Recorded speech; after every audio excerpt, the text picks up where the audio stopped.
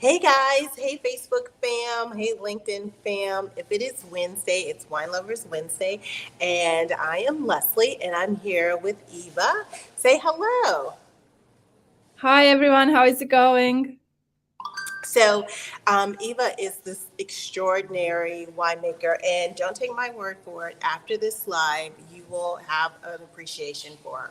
So, she makes a amazing Sauvignon Blanc, which those who know me know that this is not my top 20 wines that I enjoy.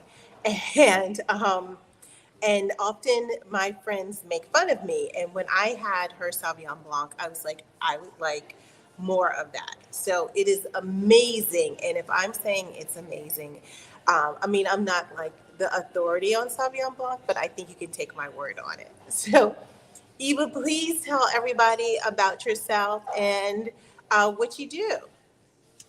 Hi everyone. I am a winemaker that's based in New Zealand. My origins actually come from Croatia, but I've been in New Zealand for 10 years now.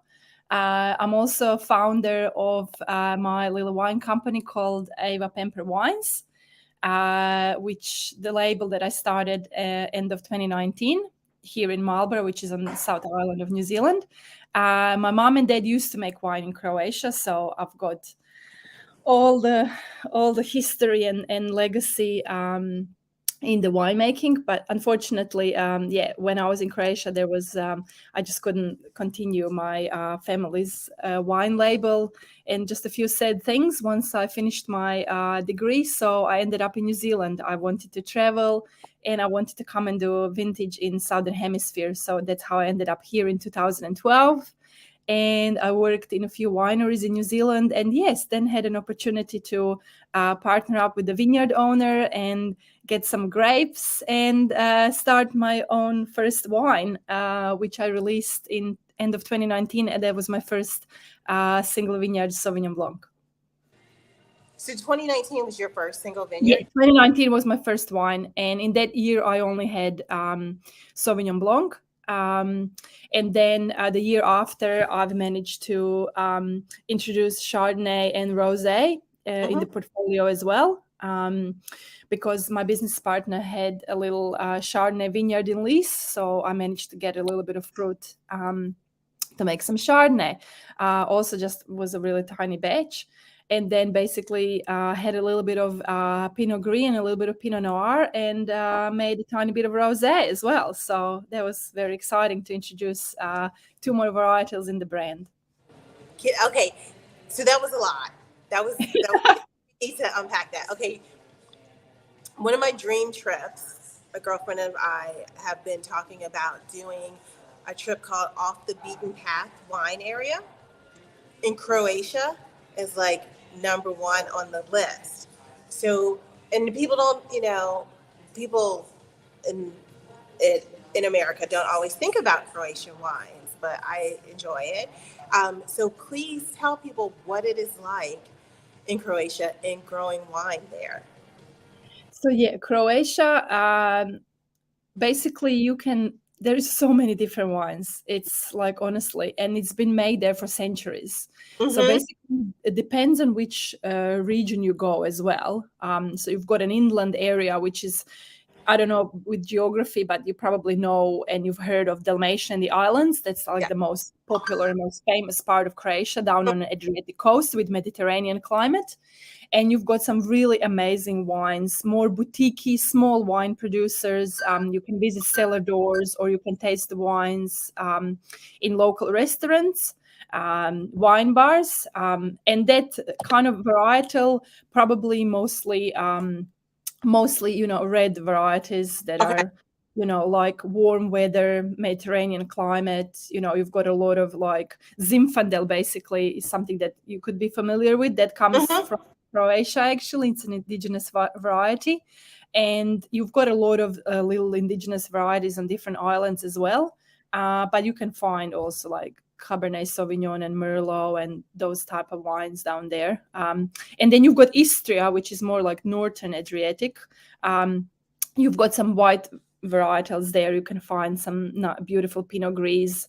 Um, and you can find some lighter reds as well. And then you've got an inland area, which is a different climate completely. It's more like continental climate. It's more similar to like Austria or Germany, for Okay. example, Mhm. or Hungary. You've Oh, got wow. you've got a lot of aromatic varietals there. You've got your Rieslings and Muscats, and you've got Chardonnay, and you've got your Pinot Gris as well, and you've got more like varietal, more similar to, I would say, like Austria or Germany. It's more that kind of a continental climate. Hmm. Basically, yeah. You've got some ice wines as well that are made in that area because the weather is perfect. For making ice wines. So yeah, but you will find some really interesting little cellar doors on beautiful little islands down the coast, and people are just lovely and just want you to come in and have a taste, and they make some small batches. And yeah, I think it's a beautiful country to go. And matching wine and food there is just incredible as well, Is because the it food is really? pretty amazing. Yeah, yeah. It's still, I'm assuming, especially like along the coastal line, those breezes. Is it an ocean or the sea? Excuse my ignorance. It's sea. It's Sea. sea. It's Adriatic Sea. Yeah, yeah. Okay. So you get that kind of. It's not a big ocean impact, but you've got Right. the sea. It still has, Bura is one of the famous winds that blows down there. You get that salinity. You get that Mm-hmm. freshness to it. So yeah, the climate is very, very specific. Yeah, yeah. It's just beautiful. It's just the start of Mediterranean climate going towards like Montenegro, and then you've got Greece, and then you've got your Turkey out there in the actual Mediterranean. So yeah, but Adriatic Sea, yeah, it's quite enclosed if you look at it on the map. So it's got its Mm-hmm. specific climate, but it's definitely not as rough as the ocean climate. It's got more subtle winds, and yeah. That's cool. So you said your parents have a vineyard. So did Yeah. you pretty much grow up growing grapes? Yes, yes. So my mom actually wasn't grapes. My mom and dad started mid 80s, and they were making fruit wine, blackberry Oh, wine, okay. which is basically made the same way like Pinot Noir. Yeah.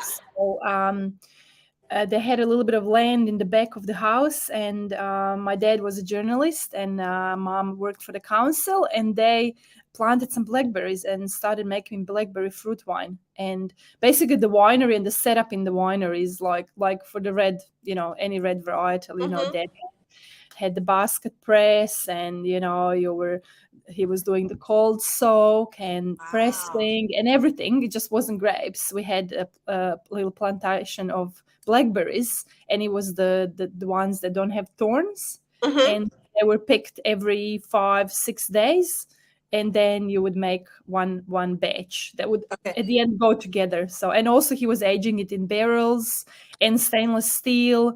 So yeah, basically it's all the same. Yeah. Wow. Yeah, it's really interesting. Yeah, my dad was one of the first people that started that in Croatia, making blackberry wine. He knew so much. He was reading all the books, and he was a great winemaker. Yeah. So you got bit by the bug very early on. Definitely. Yeah, yeah, yeah. Yeah, I was there really, really. Sometimes I wasn't that happy because my friends would like go and play, and I had to go and pick Right. blackberries and help and stuff. But so much appreciation to that now. That's certainly, yeah, yeah. So basically, yeah, that's kind of. And then I went off and did my master's degree in enology, viticulture, basically, Mhm. and wine growing at the Agriculture University in Zagreb in Croatia. Um, but then, we had quite a few sad things that were happening in Croatia. We also had the war in the early 90s, and then just a few family things. And yeah, unfortunately, the production didn't continue. So Mhm. once I finished my study, I didn't really have, a family business to continue. So I Right. was just doing a few odd jobs. In Croatia, and then yeah, got to the point where I've just organized to go travel and do vintage somewhere else, and ended up in New Zealand. So basically, I'm here now, continuing that legacy of my mom and dad's, because I'm using some elements on my wine label that's my dad's logo, which is the Cupid. Oh, can you show everyone? Yeah. Very cute. So the little Cupid, that's from my mom and dad's wine label, and I've decided to choose that as the company logo because, yeah. And then also the signature here. My dad had the signature as well on the label, so I just did my signature there. That's nice. Of the Croatian of our surname, basically to continue. And the Cupid, yeah, I guess Dad chose Cupid. Cupid is a god of love and passion and Mhm. enjoyment of life. And yeah, he just wanted people that have his wine just celebrate all the awesome moments in life. And I'm definitely all about that. So my next wine will be Bubbles because we need to celebrate all the moments in life. Yes, yes, yes. Yes. Well, if you're making wine, you have to love it so that it's a Yeah. passion, right? Yeah. Nobody really makes wine and you're like, I hate making wine. Like you could go and sell cars, right? Because Yeah. making Yeah. wine Yeah. isn't always easy. It's labor intensive and what have you. So, and there's a lot of chance I when you're know. making wine. So if you don't like it, I don't see why you would do it, you know? Yeah, I kind of yeah. I believe in that strongly. I'm very led by heart and passion and I don't know, everything I do in my life, I guess it just makes it more. Yeah. Oh, that's wonderful. So, a lot of American winemakers, young American winemakers, they will do a harvest here and then they'll go to New Zealand and do so they can get two harvests in a year. How did you make I know you talked about your travels to New Zealand, but how did that become home for you? Well, I just came here for vintage in early March 2012. Uh-huh. So back in Croatia at that point, I was in a completely different job, and it wasn't wine industry and it wasn't wineries. And then I started doing a lot of research. Basically, my first thing was I didn't think I'll be able to find a job in New Zealand, to be honest. I always wanted to come and travel to New Zealand. It was my dream, always a dream. But because it's such a small country and I wasn't really aware how developed and big the wine industry here. I mean, it's still quite small compared to the rest Hmm. of the world, but that it's actually, that it has job opportunities for overseas Yes. people. So Hmm. I started doing a research on going to Australia and maybe finding a job in Australia and then going and traveling to New Zealand. But then I found, how you go and Google, live and travel in Australia. I had a few banners popping up, or live and work in New Zealand. So I just found this agency in Christchurch, which is down in South Island, and they were helping you with visa and finding a job. Obviously, you had to pay them, but that for Yeah. me at that point, I was ready to do anything to come to New Zealand. And basically, I sent them my CV, and they just replied to me in like a week saying, "Hey, we've got a harvest intern job for you at this winery for 3 months." And I was like, wow, that's amazing. And at that point, it was just a problem with Croatia. We didn't have working holiday visas with New Zealand. So it was quite hard to organize. You needed a proper work visa, essential work visa. So I was actually lucky to have them to help me with through embassy in London to be able to get my visa approved for New Zealand. So they did an amazing job, and that happened. So basically, yeah, that's how I came to New Zealand, and I had 3 months harvest job at this beautiful winery down here. And basically, yeah, I didn't know what I'm getting myself into and what's going to happen. And then as it happens, you find your soulmate and the person on the other side of the world. And yeah, Isn't that's that happened to amazing? me. That was just, yeah, kind of from the movies. And that's happened. I met Jeff. And yeah, after 3 months, I just decided to stay. And then I got a job in another winery and basically sorted my work visa. And after a year and a half, I got my residency for New Zealand. And yeah, worked in the other winery for almost 6 years. Um, What and did yeah, what did it you was do at the other winery? the other wineries started as a cellar hand pretty much, and then worked Okay. my way up and ended up being an assistant winemaker there for a couple of years. And then I got offered a job to be a client winemaker in a facility here that makes wine for a lot of different small boutique wine producers, which was such a fantastic way to, you know, gain more experience and just work with different people. So I was basically looking after wines for probably 10 clients. You know, there was some organic and kosher. Yeah, that is a lot. That's a lot. Yeah, yeah. Pretty much organizing production for them and just working with the owners of the label or the consultants they've had, or they were winemakers themselves. So it was such a big variety of different ways that they were making wine, and it was just a fantastic opportunity to meet people and networking. And from there, I've met the vineyard owner that kind of offered me the opportunity to take the grapes of his vineyards and start a wine label. So yeah, it was an interesting part to get to there, but yeah, and I'm a bit of a risk taker, so it was kind of, I basically quit that job without a job to go to, because I just needed to. I'm a strong believer, when you open one door, when you shut one door, the other one will open. Yes. And that's basically what happened, you know. The day I was saying goodbye to my clients, pretty much he approached me and he was like, oh, you know, because I said I wanted to do something more than just the winemaking. I want to have that social side of things. I want to be able to do what I'm doing with you now, you know, like taste the wine and talk about the wine and everything that's been done. And I needed something a little bit different. You know, I was helping them make that wine and do the production in the winery, but I didn't have that end thing, which is the most amazing of all, is just tasting that wine with other people and enjoying and talking about it. So that's why I decided to leave, to find a more job like that. And yeah, and that's where the risk paid off in terms of finding that opportunity. So I did a little bit of travel. I went to Indonesia for a couple months, and yeah, did a bit of travel before I basically started my own wine, and before this opportunity arose. And then I also spent 3 months in south of France in 2019, which was my last travel ever, which was incredible. I was making wine for one of the British companies down in south of France, in a little village called Pomerols, which is 40 kilometers east of Montpellier. It was a stunning, beautiful area, one of the most beautiful areas of Europe. And it was such an amazing opportunity to go there and make wine and be in south of France. So that was absolutely fantastic. So once I got back to New Zealand in October, November, from that trip is when I bottled my first Sauvignon Blanc, and yeah, got on with Ava Wines. That is awesome, and it's nice to put your own signature on it, because like when you're making wines for two different people, it's their expression, and so you are trying to meet their expectations, what they want for their expression. But with yours, it's all you. It's Ava's touch. It's me. It's all me. Yeah. Let's talk about your Sauvignon Blanc.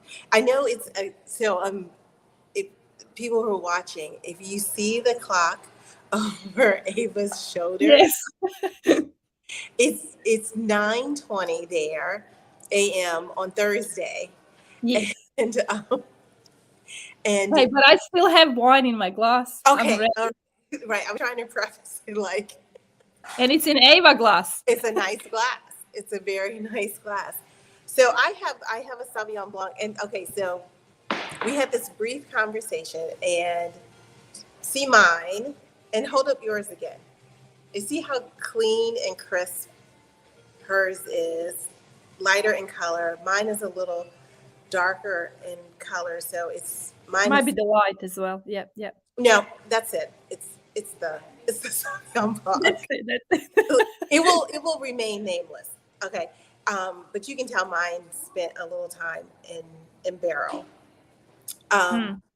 Did you age yours in still? Yes. So it's all been aged in still. The 19, the 20, and the 2021. That's my current release at the moment here in New Zealand. And the 2022. I am quite keen to make like a small batch of the barrel fermented Sauvignon Blanc, but this style is just people just love it, and I can still do quite a lot of things with it in the winery, even if it's in stainless steel, because I'm still quite a small producer. So I do a little bit of lees mixing and the juice lees and a few of those kind of bits and pieces that you can do if you wanted to. So, but it's all in stainless steel. Yeah, definitely. It's not a wild ferment. I've introduced some of the really interesting commercial yeasts that are quite suitable for Sauvignon Blanc and just help them get the best expression ever. I would love to try to do wild as well, but yeah, you've got to be very careful doing Sauvignon Blanc barrels wild. It can either go very right or very wrong. So you've got to have perfect grapes for that, and you've got to it's got to be ripe. It's got to be there is a few things, but I would love to try. Maybe next year I will do a little bit of that. But this style of stainless steel, I just love it. It's quite and as I mentioned to you before, I'm kind of trying to make it in a little bit more of an approachable style, because myself, as I said, wasn't a Sauvignon Blanc drinker. And when I came to New Zealand and you had a few Sauvignons, I was like, oh, that's acidity. Is like pretty out there. It is. I can have a glass, but that's kind of all. Because I'm more of a Chardonnay drinker. Like as a white wine, my top varietal is 100% Chardonnay. But yes, you have so many different styles as well, you know. So I was thinking, maybe I could make it a little bit more approachable, just at least looking at that acid balance. And because, you know, as a smaller producer, I also have an opportunity to, you know, monitor the vineyards and leave the grapes there maybe a little bit longer to get some of more of those tropical riper fruit, get the acid to drop a little bit more, and then basically do a little bit of intervention if I need with lees and things, and maybe try doing that to also just make it a little bit more, not the high acid, very green herbaceous style, but more of that kind of a tropical riper, nice balance. Still to have the freshness and the acid. I need it. Sauvignon Blanc needs that 100%, but also not to, you know, because you can balance that acid with leaving a little bit of the natural sugar in there as well, just a tiny bit. Like the wine is dry, but it has like maybe a couple grams, you know, of the leftover, so the ferment doesn't go all the way through, and that's kind of how you can manage that acidity as well.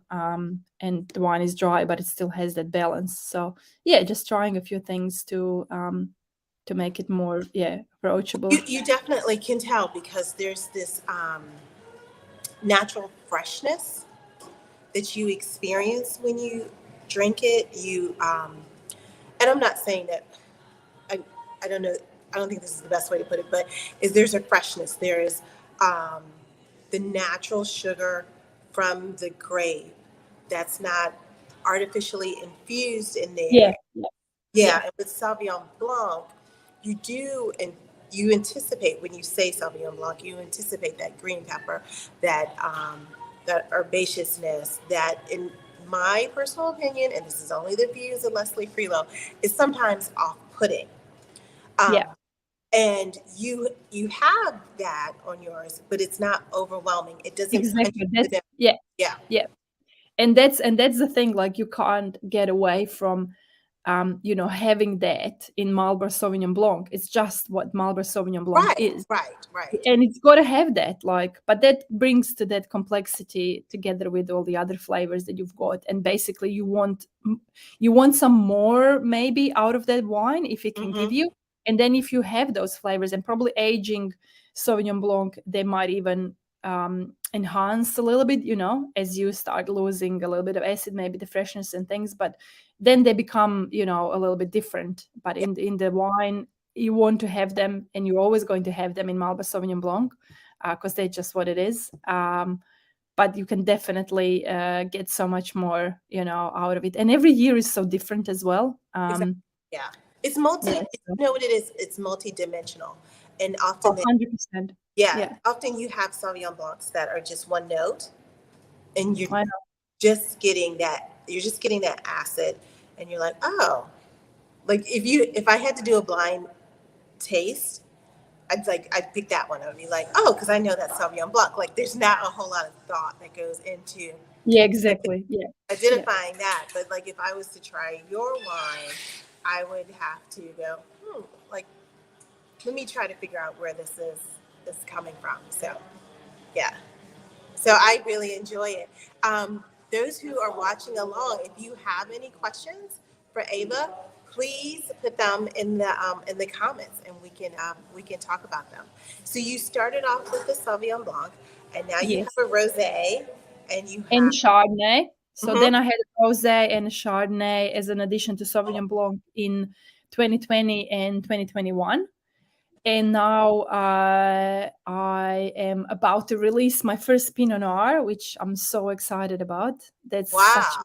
I know it's been a fantastic, fantastic opportunity for me to be able to get a little bit of Pinot Noir grapes. How that came about as well, a very interesting story. Uh-huh. Basically, with starting the company and doing things on my own and building everything. I also had a little bit of a kind of like a side hustle, like a side casual job Uh-huh. that pays for mortgage and everything, because this is all an investment. The, Yes. the Yes. problems of the young entrepreneurs building a business. I was working in another winery here for probably a couple of years, from early 2020, just before Mm-hmm. COVID, for Mm-hmm. vintage, and up until January this year. Okay. So did full 2 years in a winery, pardon me, called Jackson Estate. They're quite a small premium boutique Pinot Noir winery. They're based here in Marlborough as well. Okay. They do some Sauvignon Blanc as well, but primarily they're focused on small batch Pinot Noir. They've got 2 or 3 little clients as well that make some wine there. So I was doing maybe 2 or 3 days a week, Mm-hmm. casually helping there with everything, pretty much winemaking, lab, cellar, everything, because it was just me and the winemaker. It's quite a small winery, so basically usually it was just me and him dealing with clients and a lot of these kind of things. And then one of the clients that was bringing in some Pinot Noir from his vineyard, which is quite a small, tiny little single vineyard Pinot Noir, was making wine for his own little label, but Mm-hmm. there was just family and friends. And then in 2021, he made he made a little bit more wine. Okay. And he had a consultant, but basically I was helping quite a lot and looking after the wine and everything. And he decided he doesn't want to continue with that label anymore, Mm-hmm. and basically offered me the wine. He said, "Hey, Ava, you've been helping with making and everything like that. You know everything about the wine. You've been looking Wow. after it. Would you like to, buy this wine and Mm-hmm. continue, taking the grapes of the vineyard in future years?" So, yeah, I managed to get like 80 cases of this Wow. beautiful Pinot Noir. I've done it. It was such a perfect vintage in Marlborough in 2021. Beautiful, clean, low yield. It was just absolutely perfect. So it was a perfect opportunity for me to release this Pinot Noir. So it's unfined, unfiltered. It's basically raw from the barrels. And I decided to take that risk and do it because it was just beautiful and clean and nothing needed to be done with the wine. And I'm just releasing it now. And yeah, I'm very excited. And now in 2022, the grapes are at Jackson Estate Winery. It's been fermented and pressed, and it's now in barrels aging. So I will have quite a bit more of that coming out of barrel next year in February as my second 2022 Ava Pemper Pinot Noir. So Oh, that's very exciting. excited. Yeah, it's a beautiful wine. I love it. And yeah, I'm just really happy that I managed to get a red wine and especially Pinot Mm-hmm. in the portfolio. I had quite a lot of people very, very excited about it. So That is that's what I'm saying. Like, I've done a red, so my next is bubbles. so. In the barrel, are you using like French oak neutral barrels? What type of Yeah, barrels are? it's French oak. It's 100% French oak. And this batch of Pinot in 2020 basically just had mostly, old barrels. There was no new oak introduced. Right. I Right. think the newest one was 2017. Okay. But it's basically done so well. Like, I don't necessarily think that depends what style you're doing, I guess. But Mm-hmm. this is such beautiful grapes. You really didn't need much new oak. And I really like that it doesn't overpower, because the fruitiness of that wine is stunning. The Mm-hmm. dark it's more in that riper style as well. So it's got some of the more dark fruit, like dark cherries and blackberries and plums, and it just the fruitiness of that wine is amazing. So the new oak that's not there, it's just getting some beautiful flavors from the oak that are not the new oak that can sometimes overpower the Mm-hmm. aroma. So I'm really, really, yeah, that was really amazing. And this year as well, it's all pretty much old oak. So yeah, it's exciting. Your bubbles. If we can get a preview of the Oh bubbles, my are you God, going that to would be start? incredible.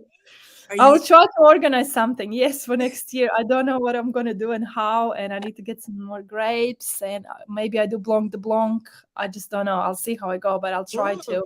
Once my travels are finished and I'm back to New Zealand, I will try planning something for next year. Yeah, with bubbles. That is cool. So can you tell people how to find you? I mean, obviously on the Wine Concierge, we can get your Sauvignon Blanc, but how can people find you on Instagram, on Facebook? They can go to your website. Yes, all three, all three. Instagram, Ava Pepper Wines, my Facebook page as well, Ava Pepper Wines, definitely LinkedIn too. And also my website is quite a nice little mirror of what I do, my wines, the story and everything. I'm always so happy when someone messages me, emails me on whichever of those platforms. Always happy to reply. Now as I'm building and have, you guys and a couple of Mm-hmm. the other really amazing people in America, in the US, the wine will be definitely more approachable for people to purchase. Still need to make a bit of a plan of where and what, so that I can provide that information on the website as well. It's like where to get the wine in the States and everything like that. So yeah, definitely. Yeah, I'm super happy to always keen to have a chat with someone. It doesn't have to be about wine. It can be about whatever. It can be about different wines you've had, and I'm always keen to basically hear. And especially, yes, coming to the States Mm-hmm. soon, and having 4 days in New York and 4 days in LA. Also, super happy to catch up, meet up, with everyone and do a wine tasting or, whatever. I'm really so much about that personal connection. I think that's quite important for me as the brand to just basically, make connections with people and yeah, and hear what they think. Is this going to be your first time to the United States? Yes, first time in the States. I'm so Oh excited. goodness. It's Okay, so let always been a dream. New York, definitely one of those cities that it was just always my dream. Through my childhood, I was always watching, American movies and shows and stuff, and it was always all these things that I just need to come and see. I wish I had more time, and I Mhm. wish I had, more days and actually being able to do proper travel through the States, like a bit of a road trip. I hope one time in my life I'll be able to do it, but now it's just going to have to be it's still incredible that I'm going to be in New York and then I'm going to be in LA before I fly with my Air New Zealand back to Auckland. Mhm. So yeah, it's going to be fantastic to see both coasts kind of and Yeah, and just the culture. polar opposites. Polar opposites. Yeah, that's Polar. why I'm very excited to Yeah. spend a bit of time on both and just experience some of that culture. I know it's going to be hard to put it all in, but I'll try to do my best. And that's why I'm trying to connect as many people as I can, because the best thing is to, go and meet local people Yeah. and yeah, yeah. So if anyone has any suggestions or what to do, where to go, or where we could go and do a wine tasting and things like that. So yeah, Um, okay, couple of tips. When you get yeah. to New York, don't look up like at the skyscrapers. I know it's intimidating because the buildings, but everybody will know you're a tourist. And you got to move fast. Everything moves fast. Like if you move slow, they'll run you over. They don't stop for anybody there in New York. Okay, yeah. But Just they be can be careful. really friendly. They can be friendly, but you just got to pick and choose your people. Yeah, that's good. That's good advice. Yeah, yeah. Yeah. You gotta pick and choose, but you gotta like act like you've been Yeah. there before. Okay. Yep. I'll try Yeah, to do that. yeah. But if you get a chance, definitely like go. You'll be like in Manhattan, so like do the Rockefeller Center, go by the Empire State Building. I mean, like those are really Yeah, iconic definitely. things. I'm definitely going to do that. I think probably I know public transport is all good, but because I need to manage my time really well and do things fast, Yeah, I'm just going to use an Uber or taxi and that's be like, take me here, take me here, take me here, because I might have like a day and a half of sightseeing, and I'm going to have to all pack it all in that. So, and yes, all, yeah, so, yeah, yeah, I had some advice already that and this post-COVID environment as well, that it's just a little bit, it's just probably the best for me, just take a taxi and stuff, and I don't mind risking a yes. little bit of more money to get more out of it. So yeah. Yeah, Uber and taxi are about the same. There, at one point, it just gets so congested that you could do the subway or what have you. Um, but you also got to get a slice of New York pizza. Like that's Oh my God. Do you yeah. know I'm a massive pizza lover? I love pizza. And I make it at home so Do much. you And it's like really? I love it. Absolutely love it. And because we have a lot of amazing Italian, pizzerias and pasta places in Zagreb and in Mhm. Croatia as well. I'm just like so like I love my pizzas. And that's the first thing. I just want to go to New York and I want to have one of New York pizzas. That's my dream. Yes, yes, yes. Just the little things, little things. Yeah, I think you'll definitely enjoy it. Well, I so appreciate you taking the time to meet with us this morning, and I will look on my calendar to see when I can come up, and I'll send you DM you a couple places of potentially where you could do a wine tasting. That would be amazing. Yeah, That would be amazing. Yeah, thank you so much. Yeah, definitely, definitely.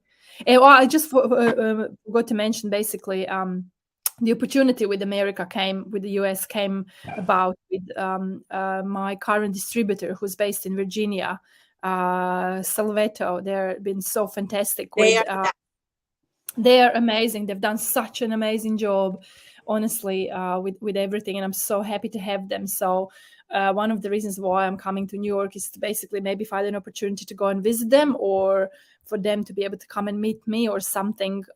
Something there. They're based in Alexandria, so yeah, we'll see hmm how it goes. And the latest, most amazing thing that has happened, which I've got to mention, is the review of my wine in Washington Post. I don't know if Really, you. I didn't know Oh, that. you didn't know? Oh my God, I'm gonna have to send you the link. So they've put my wine with Dave as for a review Dave in Washington. McIntyre. Yes, in Yeah, Washington Post, and yeah. he published it on Friday. And basically, it's so far the highest scored white wine of the 2022. Get out And of here. no, it's incredible. I just can't believe it. I've posted some on my social media and I can email you the link. But that's pretty incredible. That is And And he's a very particular individual. That is and saying a he lot. calls it he's calling it an outstanding New Zealand Marlborough Sauv Blanc. And he gave me honestly the highest score white wine so far in 2022, which is absolutely fantastic. Great value as well. And basically, yeah, said that I'm a name to watch. So I'm absolutely over the moon with that That is wonderful. acknowledgement and recognition. Like I've already had a couple emails from some people that message me and say, "Oh my God, Ava, this is amazing. Where can I buy a wine?"